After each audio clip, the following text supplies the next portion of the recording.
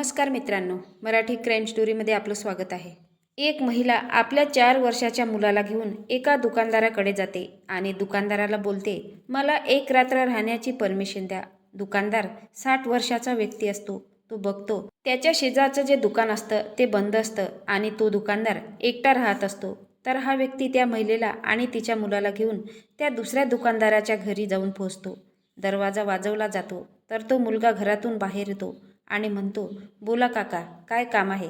तर हा व्यक्ती त्या मुलाला बोलतो की ही महिला आहे, एकटी आहे, 4 वर्षाचा मुलगा आहे, हिला राहण्यासाठी आजची व्यवस्था तुझ्या घरी कर. आता तो मुलगा बोलतो की माझ्या घरी राहण्यासाठी व्यवस्था तर मी करेल, जागा पण भरपूर आहे, मात्र ही महिला माझ्यावरती विश्वास कशी ठेवू शकते? मी घरामध्ये एकटाच असतो, कोणी महिला नाही. तर हा 60 वर्षाचा व्यक्ती बोलतो की ठीक आहे, काही हरकत नाही, मला तुझा स्वभाव माहीत आहे, त्यामुळे हिला आजची रात्र येथे राहू दे, माझ्या घरी ही सुरक्षित राहणार नाही. त्यानंतर हा मुलगा त्या महिलेला घराच्या आत घेतो आणि तिला एक रूम दाखवण्यात येते. त्यानंतर ती महिला त्या रूममध्ये राहते. मात्र नंतर त्या रात्री महिलेसोबत असं काही घडतं त्या महिलेने देखील विचार केला नव्हता. आणि आपण देखील ही कहाणी ऐकाल तर तेव्हा विचार करण्यास मजबूर होऊन जाल की या दुनियामध्ये कोणकोणत्या प्रवृत्तीचे लोक असतात. नेमकं प्रकरण काय आहे ते आपण सविस्तर या व्हिडिओमधून पाहू.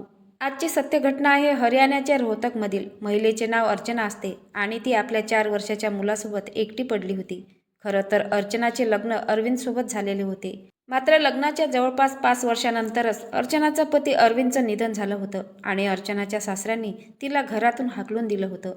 त्यानंतर अर्चना आपल्या 4 वर्षाच्या मुलासोबत इकडे तिकडे भटकत होती. तिला कोणाचाही सहारा नव्हता. तिला कुठे जावे हे सुचत नव्हतं. कुठे काम करावे आणि कुठे राहावे काही कळत नव्हतं. तर ती त्या संध्याकाळी त्या 60 वर्षाच्या व्यक्तीकडे जाऊन पोहोचली. त्या व्यक्तीचं नाव दीनदयाल असं होतं.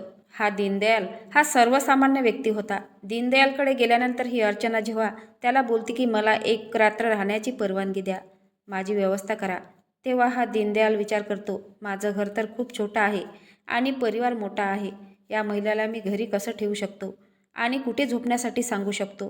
तर दीनदयाल विचार करतो की त्याच्या शेजारी जो व्यक्तीचं दुकान आहे त्याचं नाव अशोक आहे. हा व्यक्ती दीनदयालला चांगला वाटत असतो. त्यामुळे दीनदयाल त्या महिलेला तिच्या मुलाला घेतो आणि अशोकच्या घरी जाऊन पोहोचतो.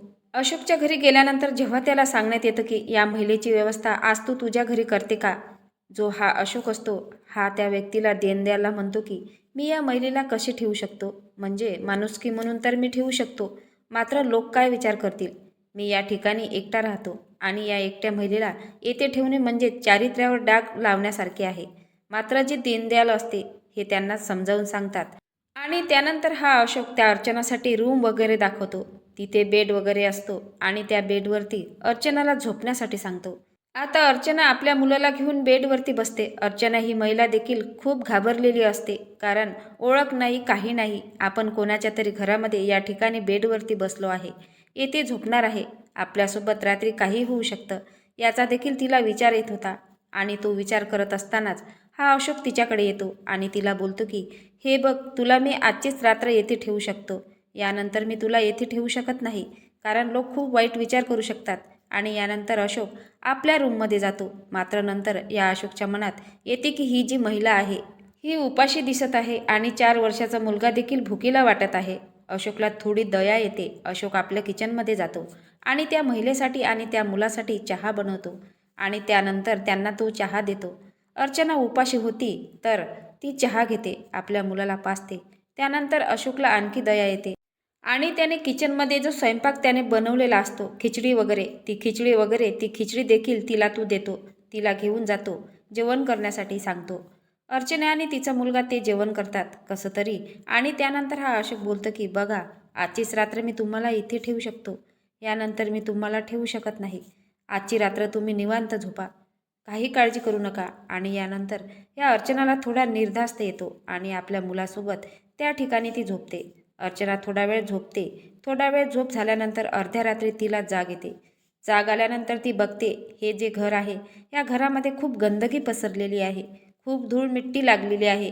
तर या अर्चनाला तेथे असं राहत नाही. ही अर्चना उठते आणि इकडे तिकडे शोधू लागते. तिला एक झाडू मिळते तर ते घर अगदी व्यवस्थित झाडून घेते, झटकून घेते, सगळं घर नीट नेटकं करते.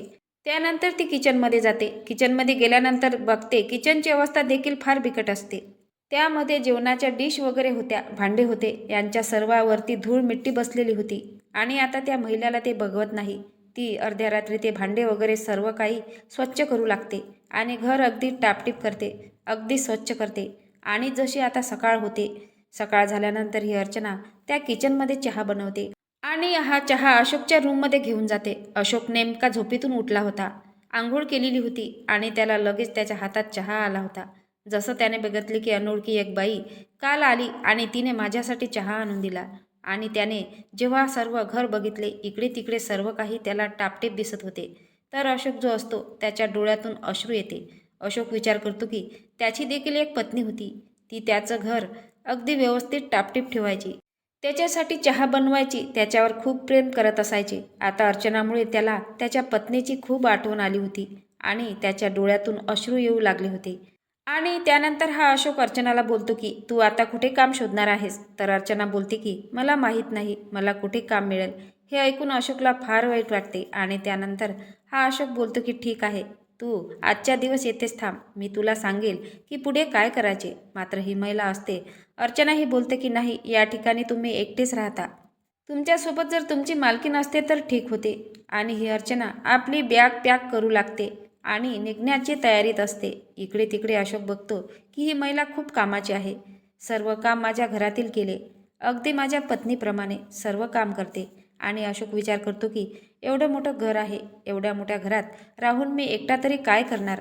जर हिची काही मदत होत असली, हिचा मुलगा या ठिकाणी राहत असला, तर यापेक्षा आणखी दुसरं चांगलं काही नाही. आणि अशोक त्यानंतर अर्चनाला बोलतो की तू कुठे काम शोधणार आहेस आणि कोणतं काम करणार? लोकांचा अजिबात विचार करू नको. लोकांचा विचार करायचा असला तर तो मीच केला असता. आता तू या घरामध्ये राहू शकते, या ठिकाणीच तू काम करू शकते आणि तुझ्या मुलाला देखील या ठिकाणी ठेवून घेऊ शकतेस. अर्चना थोडा विचार करते आणि अशोककडे बघून त्याला हो म्हणते.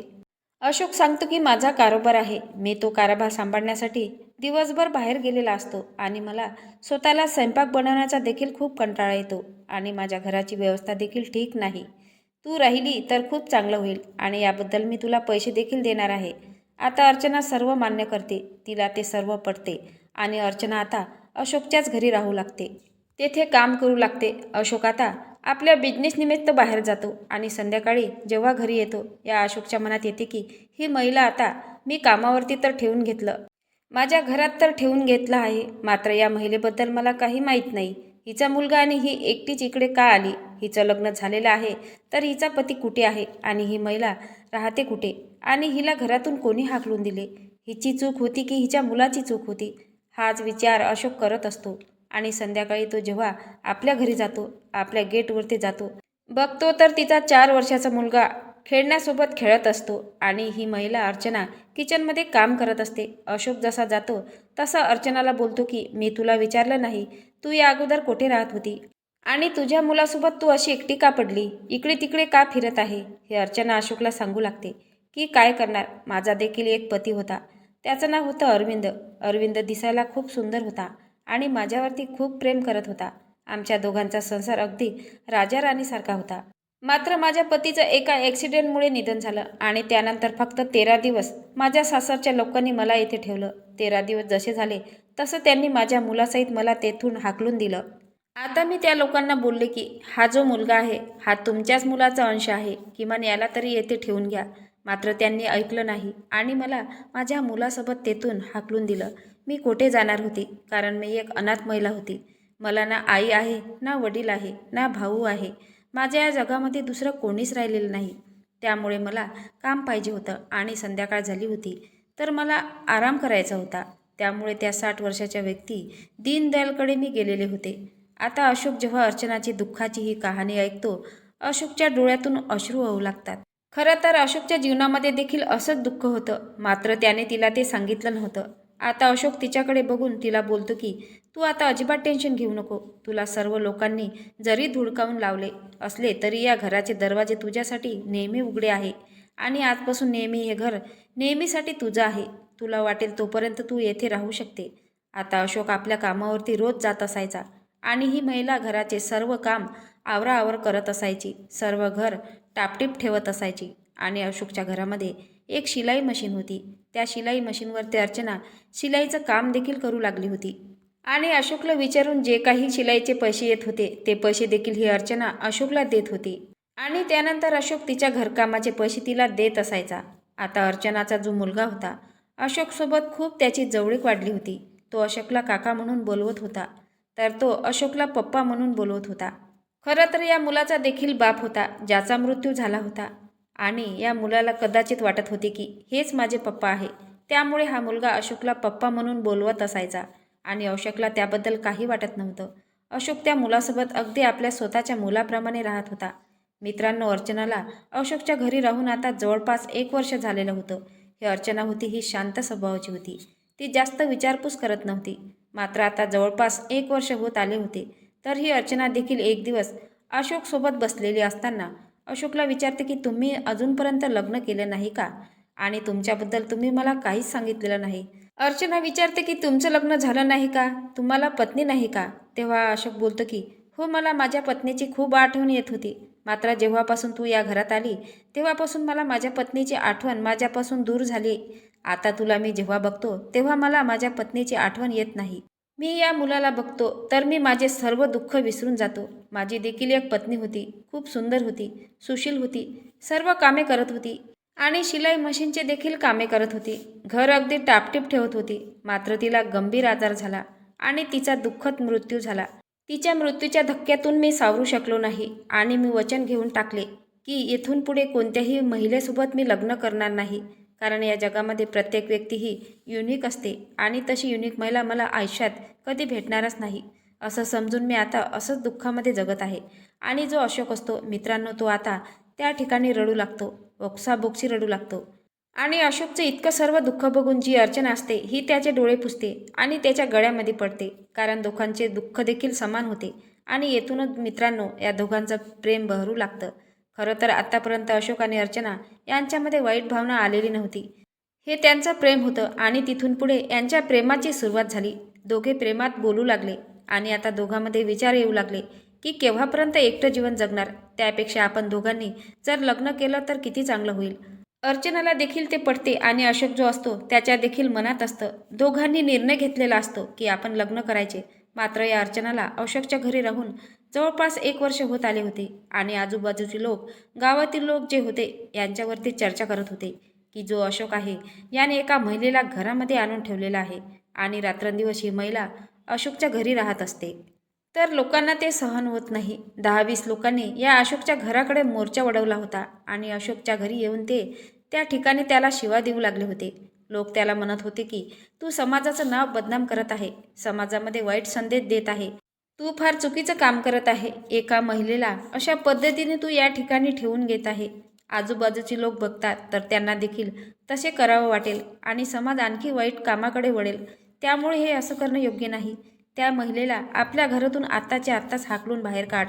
आता ह्या लोकांचं असं ऐकून ती जी अर्चना असते तिला अश्रू अनावर होतात. ती आपली बॅग उचलते आणि बाहेर निघू लागते.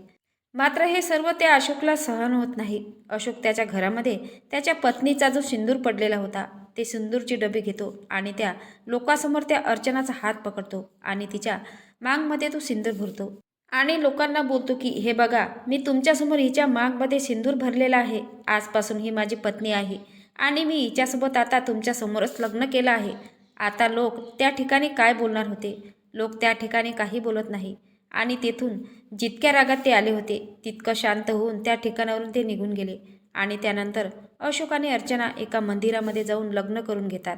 अशोक आणि अर्चनाचे शेवटी लग्न झाले होते. दोघे आता पती पत्नी अगदी आनंदाने राहू लागले होते. दोघांचं एकमेकावरती खूप प्रेम असतं. आणि जे लोक असतात, जेव्हा लोकांना समजते की आतापर्यंत हे अगदी व्यवस्थित त्या घरामध्ये राहत होते आणि लोकांनी जेव्हा त्यांच्यावरती आरोप घेतला तेव्हा अशोकने तिच्यासोबत लग्न करून घेतलं, तर लोक देखील आता अशोकला आणि त्या महिलेला खूप चांगलं मानू लागले होते. कारण यांचं ते दोघांचं नातं हे खूप पवित्र होतं, प्रेमळ होतं. तर मित्रांनो, आजच्या या घटनेबद्दल तुमचं मत काय आहे ते नक्की कमेंट बॉक्समध्ये सांगा. आणि नवीन असाल तर चॅनलला सबस्क्राईब करा, लाईक करा. भेटूया पुढल्या व्हिडिओत. जय महाराष्ट्र.